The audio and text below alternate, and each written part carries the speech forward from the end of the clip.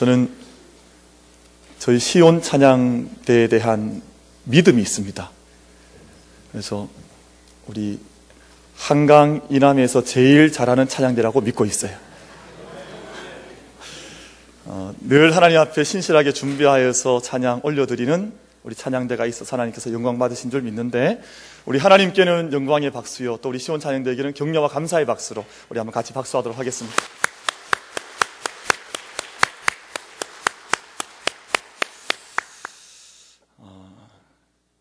우리 좌우에 계신 분들과 함께 서로 인사했으면 좋을 것 같아요. 저는 교회가 함께 모일 때마다 인사 나누는 것이 그렇게 좋아요. 우리 주님의 이름으로 사랑합니다, 그렇게 우리 인사하면서 눈빛과 손빛으로 같이 한번 인사하겠습니다. 주님의 이름으로 사랑합니다.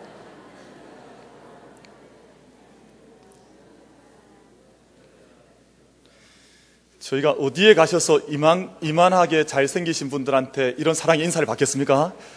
그러니까 저희가 주일에 모일 때마다 온 교회가 사랑의 인사, 평강의 인사를 잘 나누는 것도 하나님 앞에 영광을 올려드리는 하나의 방법이라고 믿습니다.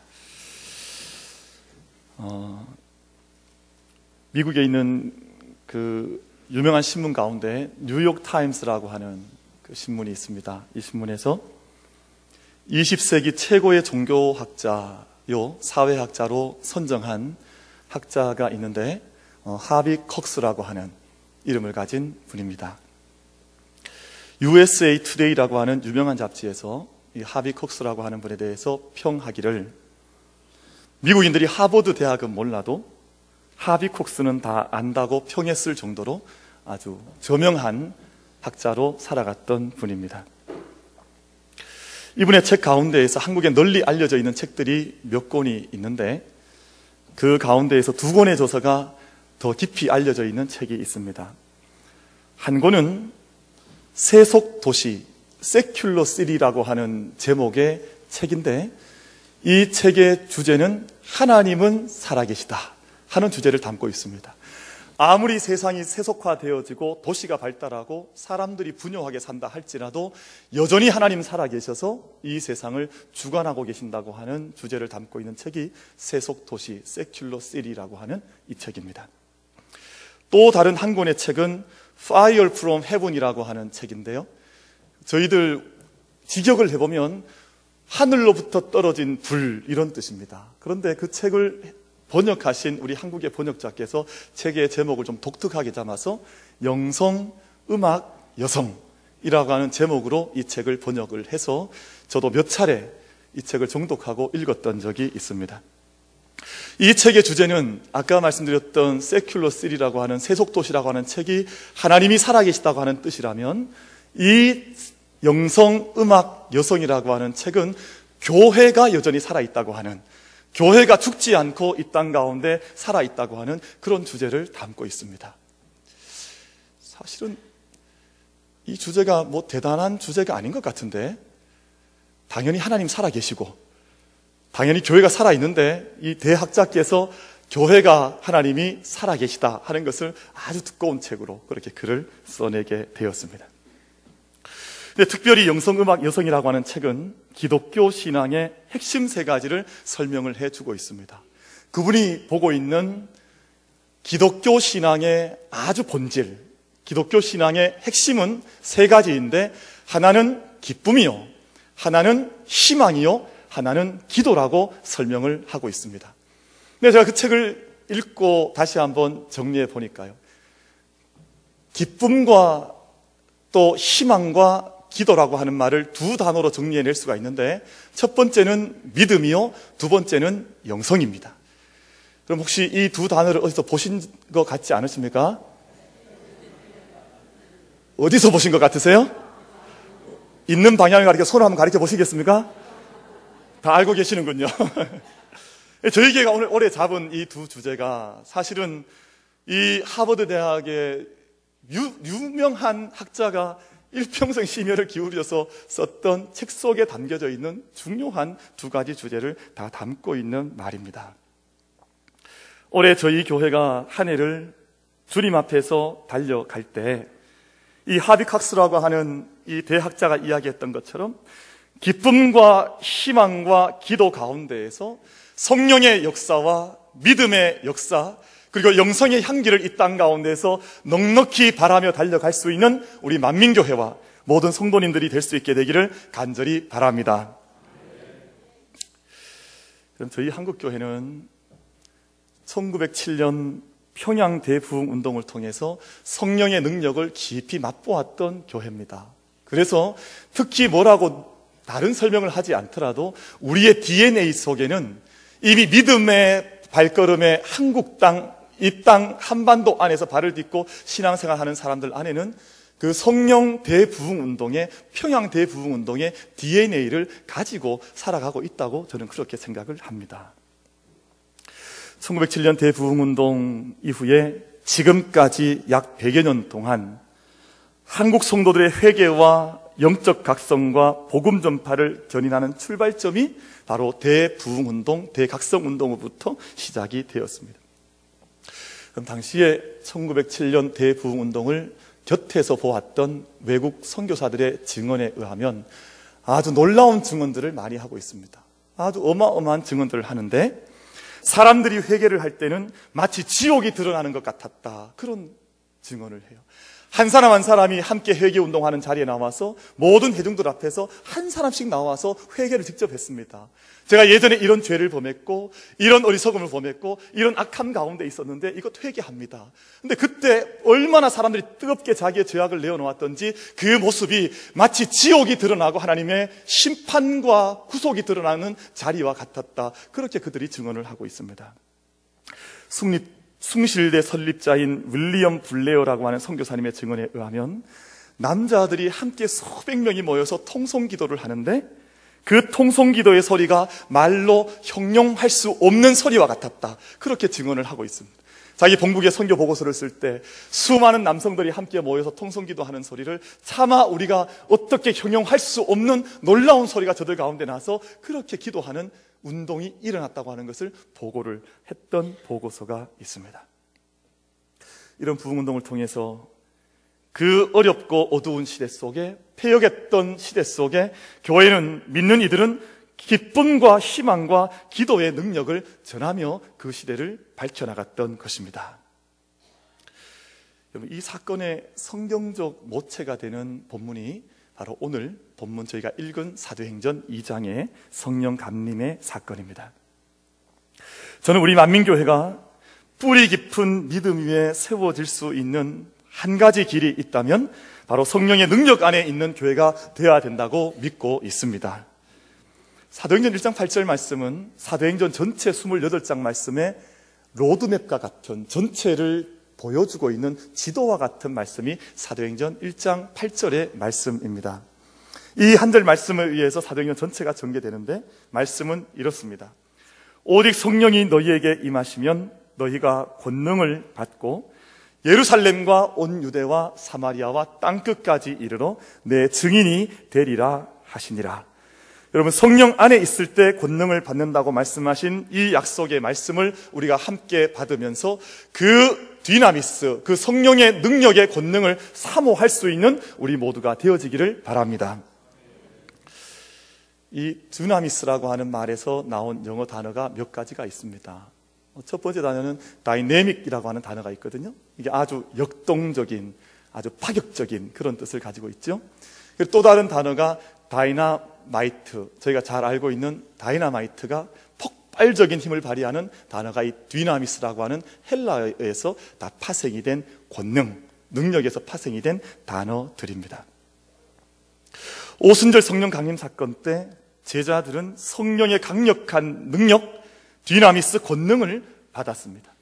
얼마 전까지만 해도 모두 다 다락방에 다 숨어 있으면서 이 어려운 위기를 어떻게 이겨나가야 될지, 어떻게 하면 우리가 먹고 사는 문제에 있어서 아무런 문제가 없을지 다 함께 쥐구멍이라도 있으면 찾을 것처럼 그렇게 숨어 지내던 사람들이었습니다. 예수님을 부인하고 도망가던 제자들이었습니다. 근데 그들이 강력한 권능의 성령의 능력 속에 들어갔을 때 완전히 새 사람으로 변화가 되었습니다. 이제는 목숨을 걸고 세상 끝까지 복음을 전하는 복음의 용사들이 되어져서 그들에게 성령이 권능에 임했을 때 전혀 새로운 사람들로 이 세상 앞에 드러나는 그런 사람들이 되었습니다. 그러면 사도행전 쪽 교회는 성령의 권능 안에 있는 교회인 줄로 믿습니다. 초대교회 안에 사도행전을 읽어보면 초대교회 안에 나타나 있는 권능이 세 가지였습니다. 오늘 그래서 그 세 가지 말씀을 나누면서 은혜를 나누고자 합니다. 첫째는 그 초대교회에 나타났던 권능은 이 땅에 하나님 나라의 존이되인 교회를 세워나가는 권능이었습니다. 그리고 그 교회를 통해서 하나님의 나라가 어떤 나라인지를 보여주기를 시작을 했습니다. 여러분, 성령의 능력 안에 있을 때 사도들이 기사와 이적을 이루어 가기를 시작을 했습니다. 믿는 사람들이 함께 모일 때마다 성도들이 함께 모이는 것 때문에 기뻐하고 감격하고 그 안에서 음식과 떡을 서로 함께 떼고 나누었다고 말씀합니다.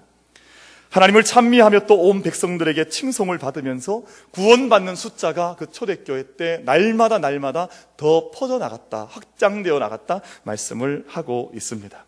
교회가 세워져 가는 권능이 그 시대에 명확하게 나타났던 것입니다. 그럼 35년 전에 1979년에 4월 20일 한 전도사님과 3명의 성도가 모여서 기공예배를 드린 교회가 있었습니다. 12일 동안 복숭아밭 경사진 땅 30평을 일구어서 깎고 다듬어서 천막을 치고 그 길을 닦아서 기공예배를 드렸습니다. 여러분, 그 교회가 어느 교회인지 아십니까? 어떻게 아셨습니까? 알고 계시네요. 여러분, 1979년에 4월 어느 날에 30평 되는 복숭아밭 경사진 땅을 갈구고 일구어서 그 경사진 땅에 천막을 세웠던 교회가 만민교회였습니다.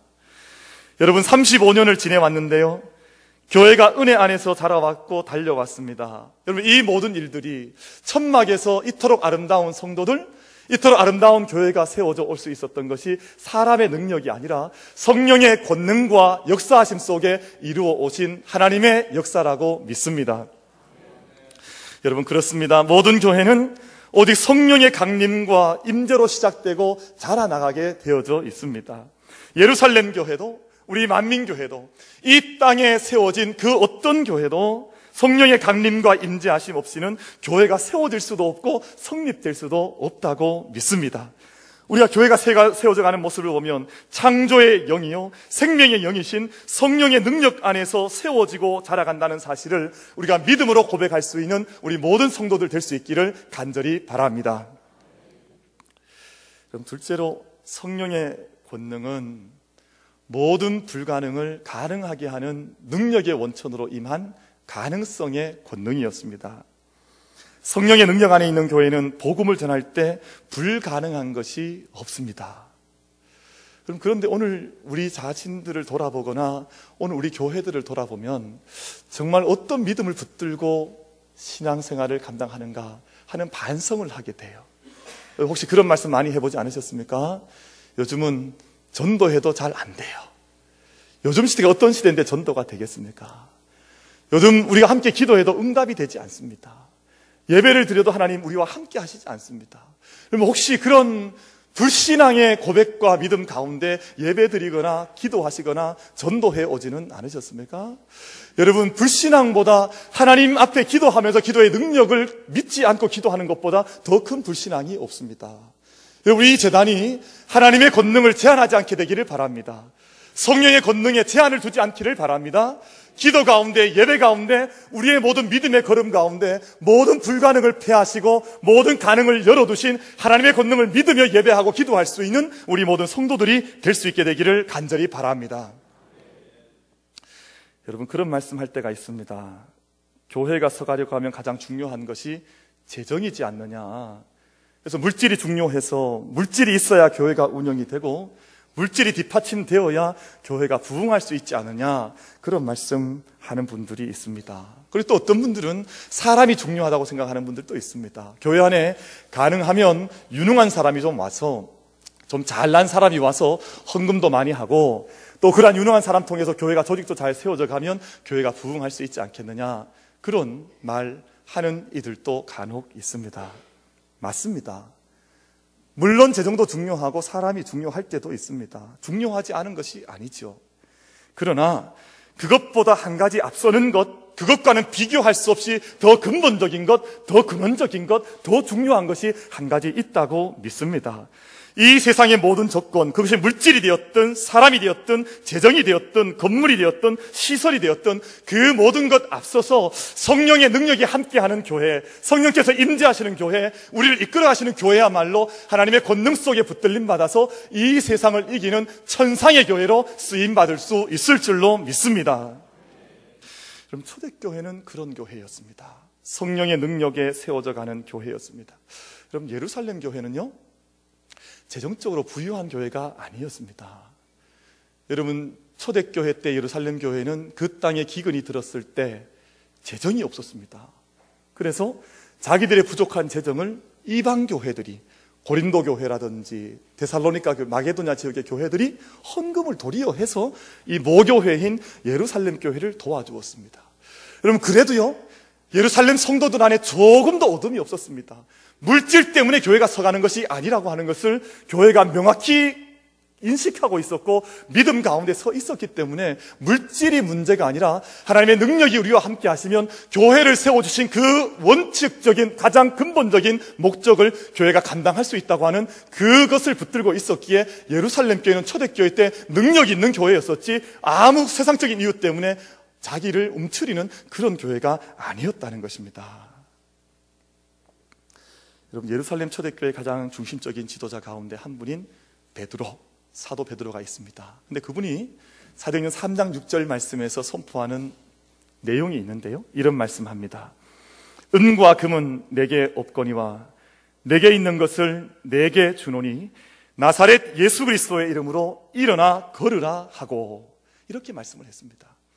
여러분, 성전을 드나들 때 날 때부터 일어나지 못했던 사람이 구걸하는 모습을 보고 내게 있는 것을 내게 주노니, 금과 은과 금은 내게 없지만 너에게 나사렛 예수 그리스도의 이름으로 명하노니 일어나 걸으라고 선포를 했습니다. 여러분, 이것이 예루살렘 교회의 믿음과 정신이었습니다.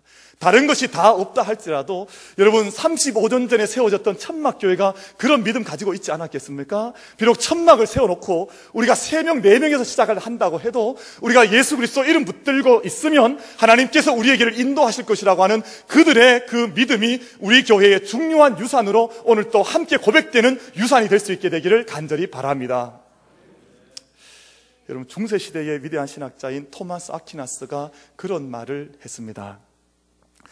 베드로는 은과 금은 없었지만 안전뱅이를 향해서 일어나 걸으라 할 수 있는 나사렛 예수의 이름이 있었다. 하지만 지금의 교회는 은과 금은 있으나 안전뱅이에게 나사렛 예수의 이름으로 일어나 걸으라고 할 수 있는 믿음의 능력은 잃어버리고 말았다. 그럼 귀담아 들어야 될 말씀이라고 생각을 합니다. 오늘 우리 모두가 나사렛 예수 그리스도의 그 존귀하신 권능의 이름과 성령의 권능 아래에서 우리가 비록 물질은 없다 할지라도 구원의 소식을 세상 가운데 전하면서 하나님께서 가장 기뻐하시는 교회로 이 세상을 위로하고 그 손을 잡아 일으킬 수 있는 나사렛 예수 그리스도의 이름을 줄 수 있는 교회로 우리 만민교회가 하나님 앞에 세워질 수 있게 되기를 간절히 바랍니다.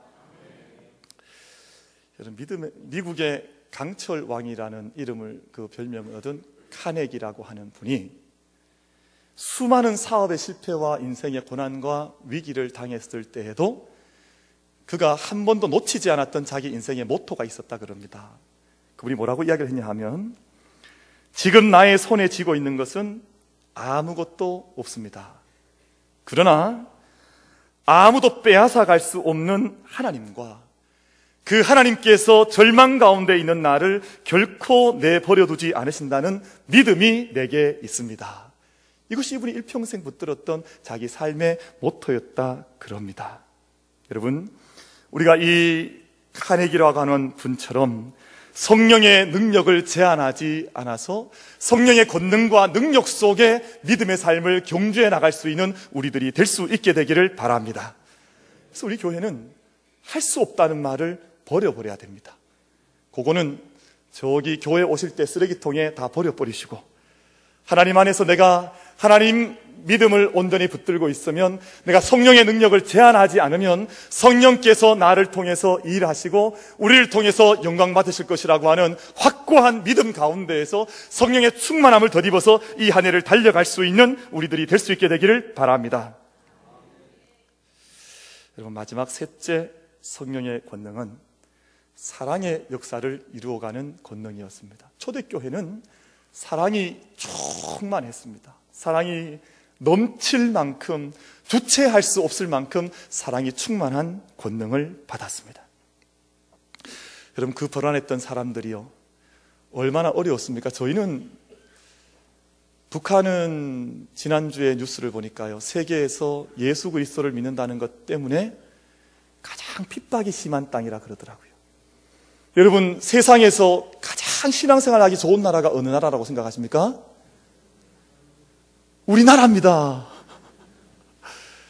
여러분, 미국 같은 것은요, 제가 짧게 살아보니까요, 밤 예배를 못 가요.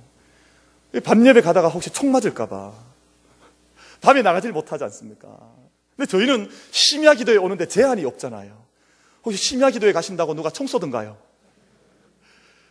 그런데 실제로 제가 살고 있던 지역만 해도 이 고속도로가 저희 집 근처에 있었는데요, 아무런 이유 없이 총을 쏩니다. 많은 사람들이 다 자기 차 밑에 총을 들고 다니니까 조금 집안 부부싸움하고 하면 기분이 안 좋잖아요. 그럼 나와서 아무 데다, 허공에다 대고 총을 쏘는 거예요. 그러니까 심야 기도회를 갈 수가 없잖아요. 근데 저희는 그러지도 않은데 왜 심야 기도를 안 나오십니까? 누가 총을 쏘는 것도 아닌데 왜 그러세요? 여러분, 그 불안했던 사람들이 성령께서 역사하실 때 뜨거운 사랑의 공동체를 이루어냈습니다. 지금까지 경험해보지 못했던, 이 땅 지상 위에서 경험해보지 못했던 놀라운 사랑의 공동체를 그들이 경험해보게 되면서, 성령의 충만함이라고 하는 것이 이런 것이구나, 성령이 우리에게 임하시고 공동체 안에 임할 때 이런 역사가 일어나는 것이구나, 그들이 그 공동체 안에서 그 사랑을 맛보기를 시작을 했습니다. 그래서 고린도전서 13장 말씀을 보면, 사랑의 은사를 받고 사랑의 역사를 이루어가는 것은 놀라운 천상의 계시를 받아서 하나님 말씀을 전하는 것보다, 놀라운 능력을 받아서 병 고치는 능력을 행하는 것보다 더 존귀한 은사가 사랑의 은사라고 사도 바울이 그렇게 말씀을 했습니다. 오순절 성령 사건 때 어떤 역사가 일어났습니까? 서로 다른 방언을 받았습니다. 각자 전 세계에 흩어져 있던 사람들이, 갑바도기아, 본도, 모든 곳에 흩어졌던 사람들이 다 와서 자기 나름대로의 방언을 다 받았지만 그 방언을 이해하지를 못하는 자들이 없고 모든 언어가 다 함께 이해되는 신기한 역사가 그 가운데에서 일어났습니다. 바벨탑의 저주의 사건은 언어와 인간들을 갈라놓는 사건이었다면, 오순절 성령 사건은 모든 세계 사람들이 주님 앞에 나와서 함께 어우러지게 되는 사랑의 성령의 역사였습니다. 여러분, 성령이 충만한 교회는 자기 안으로 매몰되는 교회가 아니라 사랑의 실천과 하나님의 마음으로 이 세상을 향하여 우리의 손길을 펴는 교회요, 이 세상을 향하여 달려가는 교회라고 믿습니다. 구약의 율법을 자꾸 사람들이 싫어하고 정죄하는 경우들이 있습니다. 저희가 율법을 벗자 그러니까 율법을 잘 이해하지 못하고 그렇게 말씀하는데, 여러분, 율법의 정신은 가난한 자를 사랑하는 하나님의 긍휼과 자비가 지배하는 정신이 율법 속에 온전히 담겨져 있습니다. 그래서 이 땅 가운데 가장 가난한 자들, 여러분, 고아라든지 나그네라든지 삶의 기반을 잃어버린 모든 연약한 여인들이라든지 모든 사람들을 어떻게 돌보아야 하는지 율법이, 하나님께서 그 율법을 통해서 이 세상 속에 말씀해 주신 약속이었습니다. 대부흥운동 당시의 성령의 권능이 그 어두운 시대의 빛이 될 수 있었던 것처럼, 여러분, 우리 믿음의 교회가 성령의 능력에 충만하여져 있고 말씀의 본질 가운데 바르게 서 있게 된다면 슬퍼하는 자들과 함께 슬퍼하며 우는 자들과 함께 울어줄 수 있는 교회로 발돋움해야 된다고 믿습니다. 그래서 저희 교회가 세상 가운데서 정말 거대한 메가 처치들처럼 대단한 일은 하지 않는다 할지라도 예수 그리스도의 마음을 우리 마음속에 깊이 간직하고 성령의 충만함을 깊이 얻어서 정말 누구를 만나든지 우리 교회를 통해서 만나는 한 성도, 한 우리 모든 일꾼들과 함께 우는 자들과 함께 울어줄 수 있는 교회, 또 슬퍼하는 자들과 함께 슬퍼할 수 있는 교회, 마음과 심정이 통해서 우리가 성령의 사랑의 교제 속에 함께 들어있다고 하는 그것을 고백하고 느낄 수 있는 교회가 우리 만민교회가 될 수 있게 되기를 간절히 바랍니다.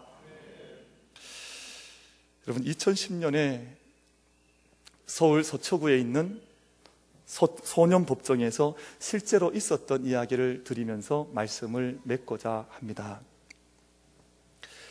이미 14건의 절도와 폭행으로 소년법정에 서게 된 소녀가 있었습니다. 이 소녀를 중년의 여성 부장판사께서 심리하고 판결을 내리는 자리에 이미 수차례의 절도와 폭행, 그리고 마침내 오토바이를 절도해서 잡혀온 소녀였기에 아주 중한 무거운 보호 처분을 받게 될 것이라고 사람들이 예상하면서 그 재판정에 자리를 하고 있었습니다. 그런데 모든 사람의 예상을 다 깨고 이 중년의 여성 부장판사께서 내리신 판결은 제 자리에서 일어나 나를 따라 외치기라는 판결을 내리셨습니다. 앉은 자리에서 일어나서 나를 따라 외쳐보렴이라고 말을 하고 그 소녀가 자리에서 일어나자 이렇게 한마디씩 앞서서 부장판사가 말하기를 시작했습니다. 나는 이 세상에서 가장 멋있게 생겼다. 했더니 이 소녀가 따라하는 거예요. 나는 이 세상에서 가장 멋있게 생겼다. 나는 무엇이든지 할 수 있다. 나는 무엇이든지 할 수 있다. 나는 이 세상에서 두려울 것이 없다. 나는 이 세상에서 두려울 것이 없다. 이 세상은 나 혼자가 아니다. 여러분, 이 대목에서 소녀가 나는 이 세상에서 더 이상 혼자가 아니다, 이 말을 하다가 중간에서 울음을 터뜨리고 말았습니다. 이 소녀는 원래부터 이렇게 어긋난 길로 갔던 소녀는 아니었습니다.